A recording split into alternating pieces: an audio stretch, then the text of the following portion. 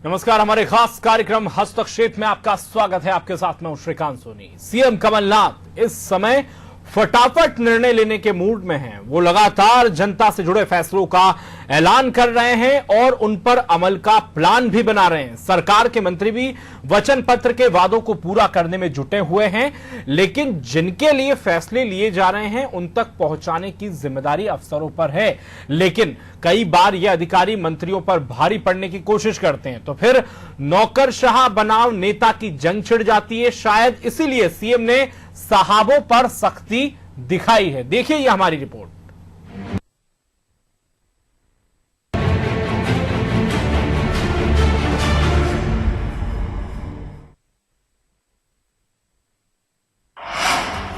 अब बर्दाश्त नहीं सिस्टम की लापरवाही।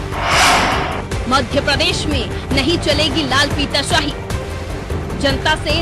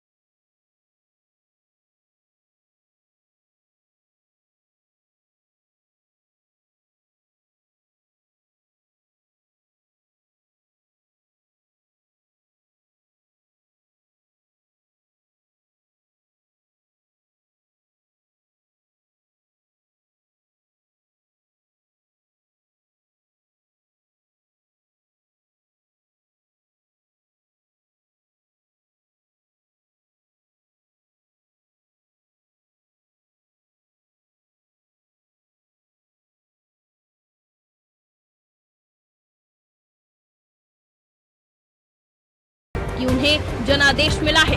ऐसे में मंत्रियों और अफसरों के बीच काबिलियत और जनमत की जंग छिड़ जाती है। पिछली सरकार में भी नौकरशाहों ने नेताओं पर हावी होने की कोशिश की थी और सरकार में भी कई मंत्रियों और अफसरों की तनातनी हो चुकी है। लेकिन सीएम कमलनाथ को इस तनातनी से काम में कोताही बर्दाश्त नहीं, इसलिए अधिकारियों पर तबादलों की तलवार लटकती रहती है और जिन्होंने मंत्रियों की ना मानते हुए मनमानी की, उनका तबादला भी हो गया है। कई कद्दावर मंत्रियों, जिनमें नगरीय प्रशासन मंत्री जयवर्धन सिंह हो या फिर वन मंत्री उमंग सिंघार या फिर महिला बाल विकास मंत्री इमरती देवी, इनके विभागों के प्रमुखों ने मंत्रियों के मन मुताबिक काम नहीं किया तो उनका तबादला हो गया। अब इन तबादलों पर सियासत लाजमी है, क्योंकि सरकार भले ही अपनी सुविधा के हिसाब से अफसरों की जवाबदेही तय कर रही हो, लेकिन विपक्ष तो इसे सियासी चश्मे से देख रहा है।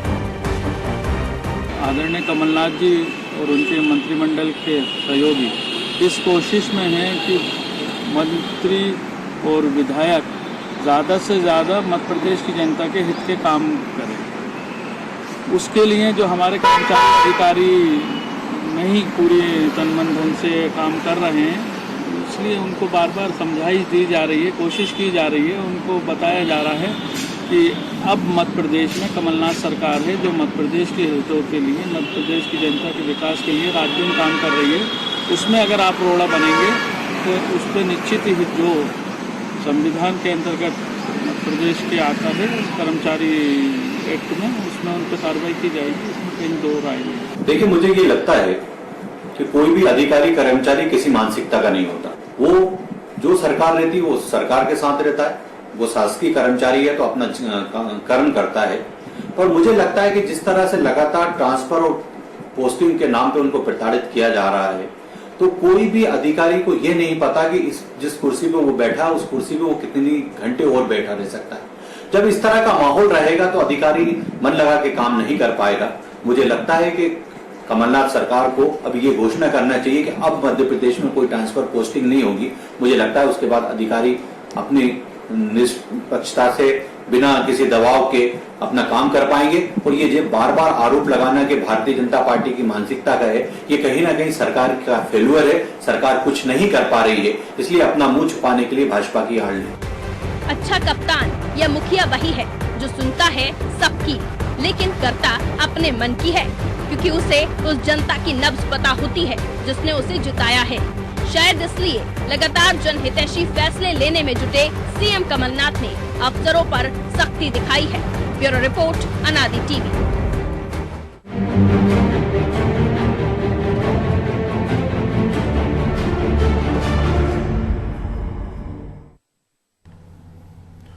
जब फैसलों पर अमल के दो किरदारों के बीच तलवार खिंच जाए तो तकरार लाजमी है। शायद इसीलिए कई अफसरों पर तबादलों की तलवार चली, लेकिन सिर्फ इतना ही काफी नहीं है। सीएम अब अफसरशाही की गुस्ताखी माफ करने के मूड में नहीं है, तो सीएम कमलनाथ के इस सख्त स्टैंड से सिस्टम जनता के लिए कितना जवाबदेह हो पाएगा, इस पर चर्चा के लिए हमारे साथ मौजूद है एक्सपर्ट्स का खास पैनल। हमारे साथ मौजूद है अनादि टीवी के मैनेजिंग एडिटर सोमदत्त शास्त्री जी, आपका बहुत बहुत स्वागत है। इसके साथ ही दोपहर मेट्रो के संपादक आशीष दुबे जी और बीजेपी के सीनियर स्पोक पर्सन विकास बुंदरिया जी, आपका भी बहुत बहुत स्वागत है।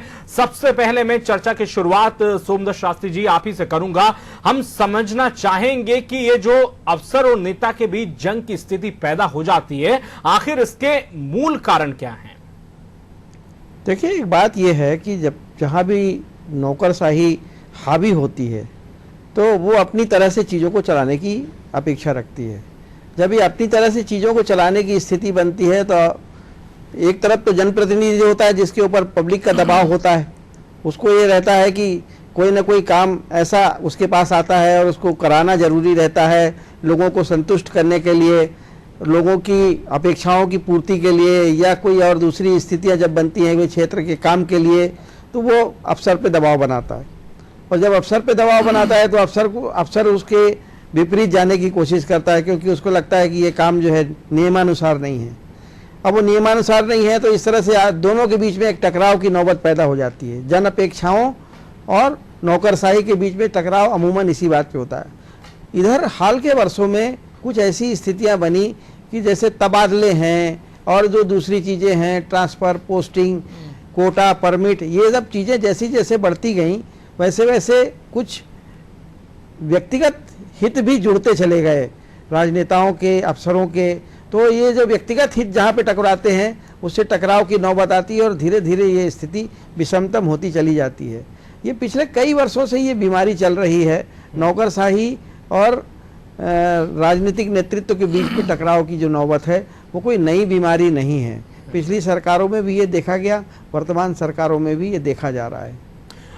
आशीष दुबे जी, अब बर्दाश्त नहीं होगी सिस्टम की लापरवाही, सख्त हो गए हैं मुख्यमंत्री कमलनाथ, कैसे आप विश्लेषण कर रहे हैं इसका? देखिए, ये बात सही है कि मध्य प्रदेश में अभी कमलनाथ को अफसरशाही के साथ कदमताल करने में दिक्कत हो रही है। ये पिछले कई समय से लगातार देखा जा रहा है कि वो जो जैसा रिजल्ट चाह रहे हैं वैसा नहीं ले पा रहे हैं, या अफसरशाही उनकी बात समझ नहीं पा रही है या समझना नहीं चाह रही है, उसको कुछ भी सोचा जा सकता है। क्योंकि मुख्यमंत्री कमलनाथ जी की वर्किंग स्टाइल कुछ अलग है पूर्व सीएम शिवराज सिंह चौहान से। बिल्कुल, कमलनाथ की वर्किंग स्टाइल अलग है और बहुत ज़्यादा समय वो अपनी वर्किंग को, ऑफिस वर्क को देते हैं लगातार। पिछली सरकार में और उसके पहले भी जब दिग्विजय सिंह भी थे तो इतनी ये ऑफिस वर्क इस तरह सीएम का ऑफिस इतना काम नहीं करता था जितना अब होता है। तो वो बहुत ज़्यादा मॉनिटरिंग के साथ काम करते हैं। वो दिन भर में मुझे लगता है सारे विभागों को का रिव्यू या हर विभाग की एक बार खबर ले लेते हैं वो। तो उस तरह की उनकी एक वर्किंग सामने आई है जो देखी जा रही है। इस तरह की वर्किंग दिल्ली में केंद्रीय मंत्री करते हैं अपने मंत्रालयों में, तो उनको उस तरह का उस तरह का उनकी आदत है हर चीज़ पर खुद नज़र रखने की या खुद पकड़ रखने की। तो इसकी वजह से भी कहीं कुछ अफसरशाही के साथ प्रॉपर चीज़ें अभी ऐसा लगता है कि शुरुआत में नहीं हुई। अभी जो मैं देखता हूँ 1-1.5 महीने में ये कुछ चीज़ें लाइन अप हुई हैं और वो जैसा चाह रहे हैं उस तरह का कुछ रिजल्ट कहीं ना कहीं वो लेने की कोशिश कर रहे हैं। तो ये जहाँ तक टकराव की बात है तो अफसरशाही और मंत्रियों में या सरकार में टकराव लगातार होता है। जैसा अभी भी ये बात आई बरसों से, और बल्कि ये सनातन चीज़ें हैं, ये हमेशा होगा। बेहतर ये है कि जैसा कि बाबूलाल गौर भी कहा करते थे कि अफसरशाही एक घोड़ा है, उसके ऊपर घुड़सवार जितना अच्छा होगा वो उतना अच्छा रिजल्ट लेगा।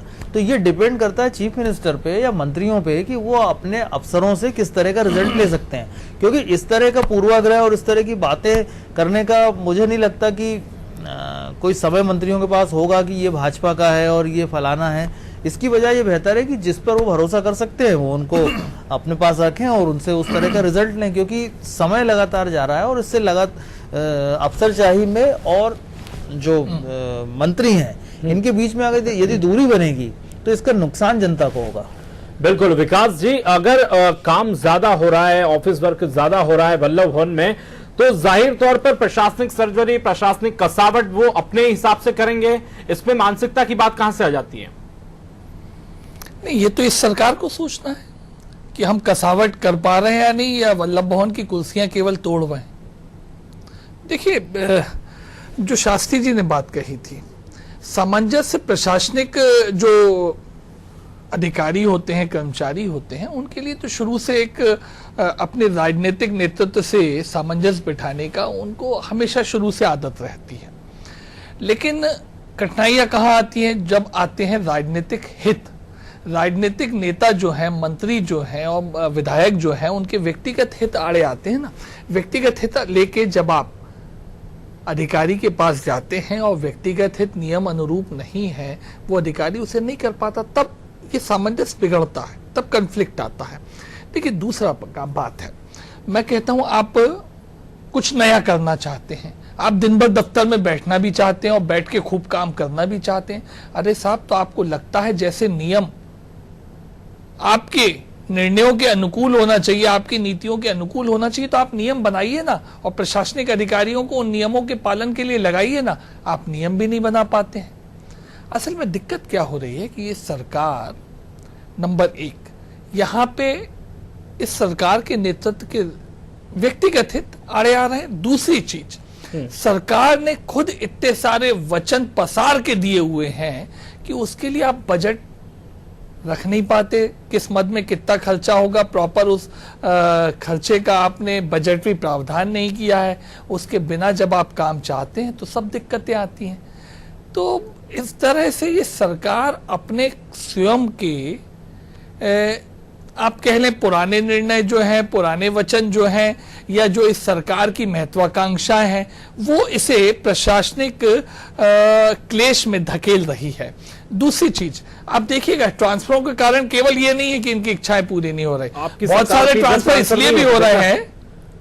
जब आपकी सरकार थी तो जब ट्रांसफर नहीं होते थे? नहीं होते थे ना, लेकिन ऐसा कभी नहीं होता था कि शिक्षकों के इतने ट्रांसफर किए कि उनका सर्वर ही, जो डिपार्टमेंट का सर्वर था, वो हेल्ड अप हो गया। ठीक है, 15 साल बाद कांग्रेस की सरकार बनी है सोमदत्त शास्त्री जी, प्रशासनिक कसावट तो करेंगे जब उनका एक अलग वर्किंग स्टाइल है। क्या आपको लगता है कि इसमें व्यक्तिगत हित, जैसा कि बीजेपी के प्रवक्ता बोल रहे हैं कि व्यक्तिगत हित हो सकता है, इसलिए इस तरह की टकराव की स्थिति बनी? नहीं, देखिए, बहुत सारी चीज़ें इसमें, कुछ वो सच भी बोल रहे हैं और कुछ और परिस्थितियां भी हैं। देखिए, क्या है कि 15 साल बाद, जैसा आपने कहा, ये बहुत सही बात कही आपने, 15 साल बाद कांग्रेस की सरकार बनी।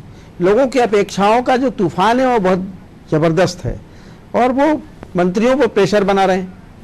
आप देखिए कि कोई भी मंत्री ऐसा नहीं है जिसके यहाँ पर मेला न लगा हो जी। ठीक इसी समय जैसे तबादले का मौसम चल पड़ा, दूसरी और अपेक्षाएं थी, कर्ज माफ़ी या इत्यादि इत्यादि जो दूसरी चीज़ें थी। इधर चुनाव के काल चल पड़े तो चुनाव में आदर्श आचार संहिता का पालन करने की मजबूरी आ गई, 60 दिन तक लगातार ये चलता रहा।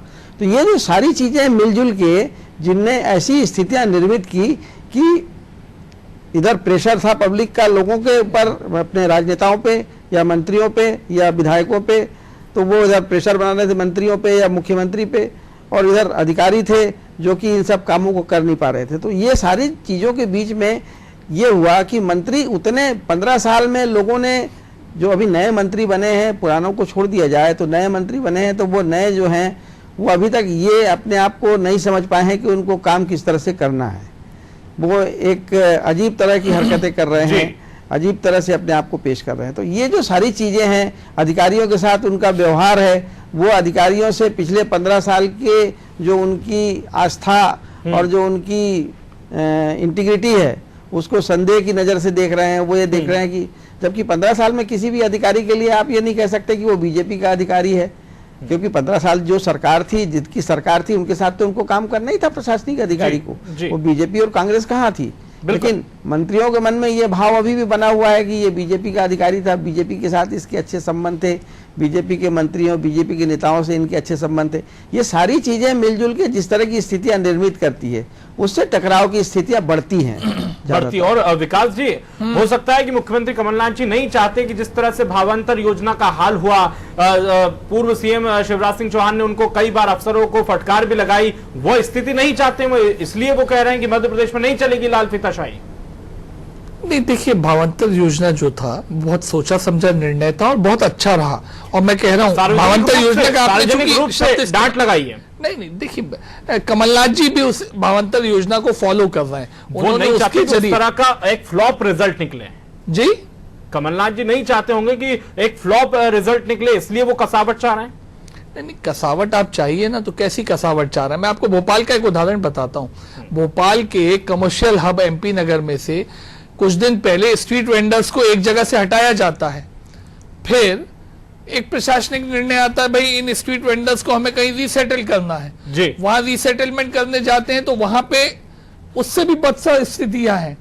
भाई आप ऐसी कैसी कसावट कर रहे हैं? आप कहां से ऐसा राजनीतिक मार्गदर्शन ऐसे प्रशासनिक व्यवस्था के लिए दे रहे हैं कि वो स्ट्रीट वेंडर भी 2 महीने से परेशान है, 2 हफ्ते से 3 हफ्ते से परेशान है, और उसके कारण पूरा MP नगर के शॉपकीपर्स और रहवासी वो भी परेशान होते। मैं एक बहुत छोटा सा उदाहरण दे रहा हूं आपको, राजधानी से जुड़ा हुआ, इसलिए मैंने दिया। आप बाकी योजनाओं की बात भी करिए, कहां पे कोई फ्रूटफुलनेस आपको दिख रही है? देखिए, प्रशासनिक राजनीतिक आदेश कर देना, कैबिनेट का ऑर्डर कर देना और उसका प्रशासनिक अमल हो जाना, इसमें तो बहुत फासला होता है ना। कहां हो रहा है? मैंने आपसे बड़ी गंभीरता से बात कही, बजटरी प्रावधान नहीं है आपके पास में, और आपके पास में जनता के हित का एक विजन नहीं है, पर्सनल हित का विजन है, आप उसे फॉलो कर रहे हैं। सोनी जी, देखिए, अब आप 8 तारीख को CM साहब बंबई में इन्वेस्टर्स को मध्य प्रदेश में इनवाइट करने के लिए मीट कर रहे हैं, उनसे लगातार मिल रहे हैं। अरे भाई, मध्य प्रदेश में कोई इन्वेस्टर कब आएगा जब उसे आप यहाँ पे इससे पहले जो अच्छा देंगे? समिट हुई इंदौर में, कई MOU साइन हुए, हमने कितने जमीन पर आ गए साहब आपकी सरकार?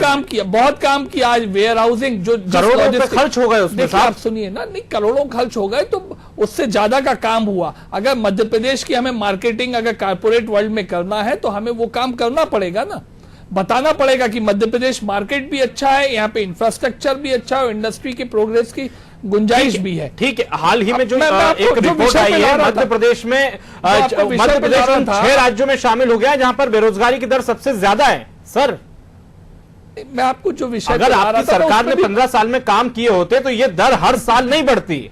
आशीष जी, आप इस पे जवाब दीजिए। एक मिनट, मैं जो बात कह रहा था, इन्वेस्टर से वहां मिल रहे हैं। अरे भाई, उसी दिन आपकी सरकार और आपकी कंपनियां बिजली की दर बढ़ा रही हैं। क्या बढ़ी हुई बिजली दर पे लोग इंडस्ट्री मध्य प्रदेश में लाना पसंद करेंगे? और फिर सोनी जी, शिवराज सरकार में भी बिजली की दर महंगी हुई थी, ये एक मुद्दा है। आपकी बात मानी। आशीष जी, आप क्या कहेंगे इसमें? क्योंकि पिछली सरकार ने भी कई बार ऐसी स्थिति बनी, पूर्व सीएम शिवराज सिंह चौहान ने सार्वजनिक रूप से कई सचिवों को डांटा, अफसरों को फटकार लगाई।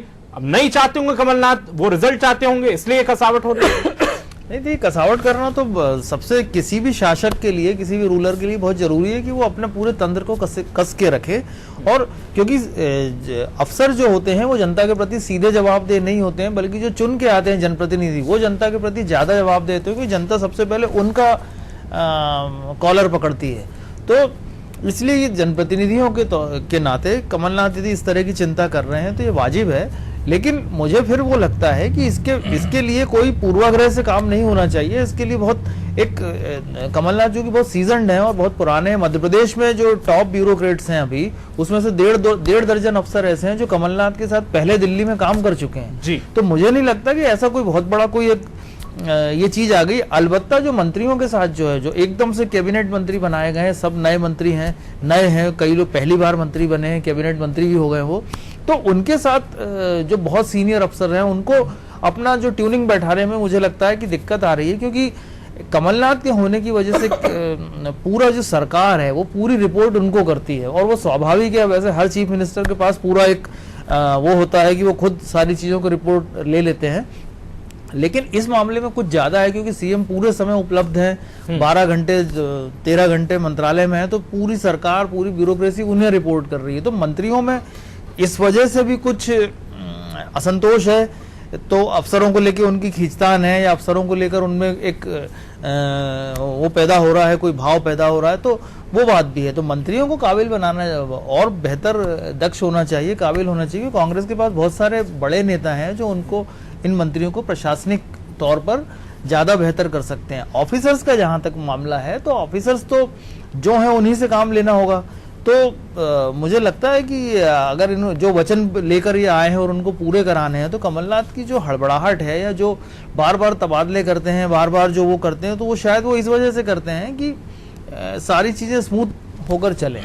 बिल्कुल। और विकास जी ने एक बात बहुत सही की शास्त्री सर की यहाँ पर बिजली के दाम, क्योंकि लोकतंत्र में जनता ही सरकार को चुनती है और यहाँ पर जनता पर ही बोझ डाला जा रहा है। सरप्लस बिजली हमारे पास है, हम दूसरों को भी सप्लाई करते हैं, लेकिन ज्यादा भुगतान हमें ही करना पड़ रहा है। तो आप जनता से हित से जुड़ी काम करो तो वो ज्यादा बेहतर हो। मैं एक बात बस बीच में बोल देता हूं शास्त्री साहब के पहले, कि ये सरकार, कमलनाथ जी ये वचन के साथ में आए थे कि बिजली के रेट हाफ करेंगे। बिल्कुल, अभी भी इनके पास गुंजाइश है, ऐसा नहीं है। कंपनियों ने अपने रेट बढ़ाए होंगे, ये सब्सिडी देके ये सरकार उन रेट्स को हाफ करके पब्लिक से अपना वचन निभा सकती है। शास्त्री सर देखिए, ये बात तो बहुत मुद्दे की है कि जो चीज़ें हो रही हैं वो धीरे धीरे इस कदर से हो रही हैं कि अंदाज़ा लगाना बड़ा मुश्किल हो रहा है। जैसे बोंद्रिया जी ने बिजली के दर के बारे में कहा, तो इसका सीधा रिपरकेशन यहाँ की विकास की गतिविधि में और यहाँ जो चलने वाले होने वाले काम है उन पर पड़ने की संभावना है। भाई कोई भी उद्योगपति जो यहाँ पे आएगा वो महंगी बिजली खरीदने के लिए नहीं आएगा, महंगा इंफ्रास्ट्रक्चर लेने के लिए नहीं आएगा, और दूसरे साधन जो नहीं हैं उनकी अनुपस्थिति में नहीं आएगा। तो ये तो देखने की बात है, नौकरशाही को देखना चाहिए। पिछली बार भी नौकरशाही ने करीब करीब यही वातावरण बना के रखा और सिंगल विंडो की बातें कही गई, लेकिन सिंगल विंडो न तो तब हुआ न आज हो पा रहा है। आज भी मैं देखता हूं कि जो नया स्टार्टअप करने वाले उद्योगपति हैं, जो मध्य प्रदेश के भी छोटे छोटे उद्योगपति हैं, वो परेशान हाल घूम रहे हैं। तो आप अगर मान लीजिए बड़े शहरों से बड़े उद्योगपतियों को आमंत्रित कर रहे हो, तो उससे पहले यहाँ के जो छोटे उद्योगपति हैं उनको प्रोत्साहित करना भी बहुत जरूरी है। बिल्कुल। आशीष जी, इस सख्ती से जनता का क्या फायदा होगा, आप ये बताइए। विकास जी ने ठीक बात कही। देखिए, जनता का तो इसमें फायदा है, यदि प्रॉपर रिजल्ट आ जाता है तो जनता का तो फायदा ही है।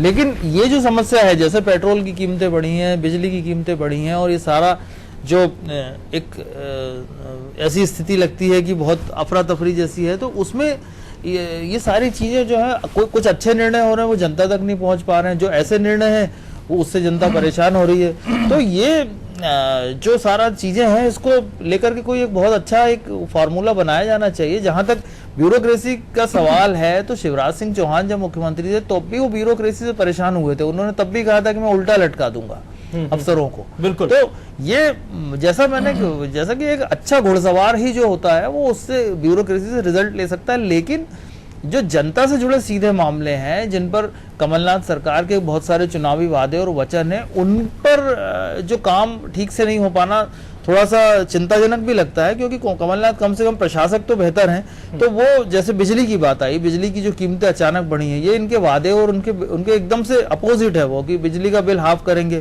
थोड़े दिन पहले उन्होंने घोषणा की थी कि हम 150 यूनिट तक जो है वो 200 रुपया कुछ एक फिक्स चार्ज पे दे देंगे।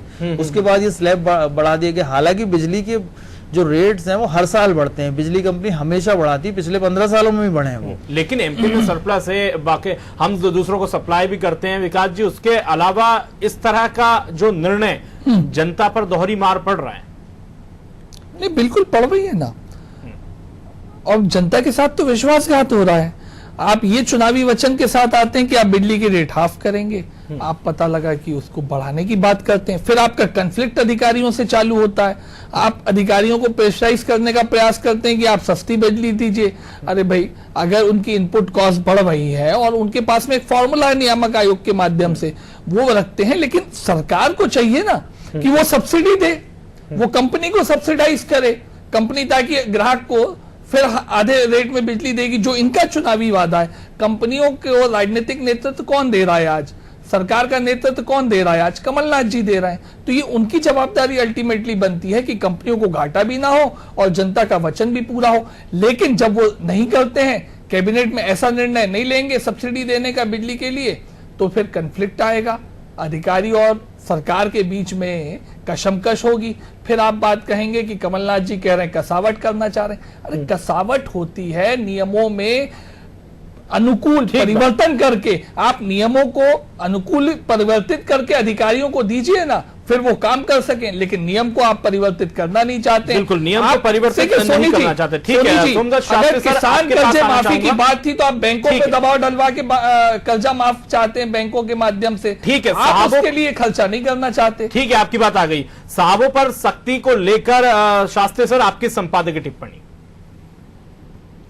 देखिए, जब तक आप नौकरशाही पे लगाम नहीं कसेंगे तब तक आप वांछित परिणाम नहीं ले सकते हैं प्रशासन में। तो ये सख्ती जो है इस कदर से आपको करनी होगी कि वो वांछित परिणाम देने वाली साबित हो जाए। अभी तक की जो शिकायतें हैं वो यही है कि नौकरशाही बड़ी अस्त व्यस्त है, लगातार तबादले, लगातार कुर्सियां बदलना, लगातार उनको यहाँ से वहाँ भेजना, ये एक अस्त व्यस्तता का माहौल है। इसको आपको बहुत जल्दी खत्म करना होगा। 7-8 महीने हो गए आपकी सरकार को, अब तक तो सब कुछ, सारी धूल जो है बैठ जानी चाहिए थी नए सरकार की, तो ये देखने में नहीं आ रहा है। तो ये बहुत ज़्यादा ज़रूरी है कि एक स्थिर वातावरण पूरे प्रदेश में निर्मित किया जाए और अफसरों पर, जैसा कि पिछली सरकार ने भी किया था, शिवराज जी जब यहाँ पे आए तो बहुत पुराने कांग्रेस के समय में काम करते हुए अफसर उनको विरासत में मिले थे, लेकिन उन्होंने उन अफसरों को छेड़ा नहीं। उन्हीं अफसरों से उन्होंने अच्छी ट्रेनिंग की, परिणाम लेने की कोशिश की। तो मुझे लगता है कि कांग्रेस सरकार को भी इसी तरह की कोशिश करना चाहिए, क्योंकि अफसर किसी पार्टी के नहीं होते हैं, वो सरकार के होते हैं और जो सरकार में होता है उसी का साथ देते हैं। बिल्कुल, अफसर किसी पार्टी के नहीं होते हैं। बिल्कुल ठीक कहा आपने। अस्त व्यस्त हो चुका है माहौल, वातावरण ठीक करने की कोशिश करनी चाहिए। बहुत बहुत शुक्रिया विकास जी, आशीष जी और सोमदत्त शास्त्री जी, आपने हमारे लिए वक्त निकाला। तो जब फैसलों पर अमल के दो किरदारों के बीच तलवार खिंच जाए तो तकरार लाजमी है। शायद इसलिए कई अफसरों पर तबादलों की तलवार चली, लेकिन सिर्फ इतना ही काफी नहीं है। सीएम अब अफसरशाही की गुस्ताखी माफ करने के मूड में नहीं है, इसलिए शायद अफसरों पर जो है सख्ती की बात सामने आ रही है। हस्तक्षेप में इतना ही। बाकी खबरों के लिए जुड़े रहिए आप अनादि टीवी के साथ। नमस्कार।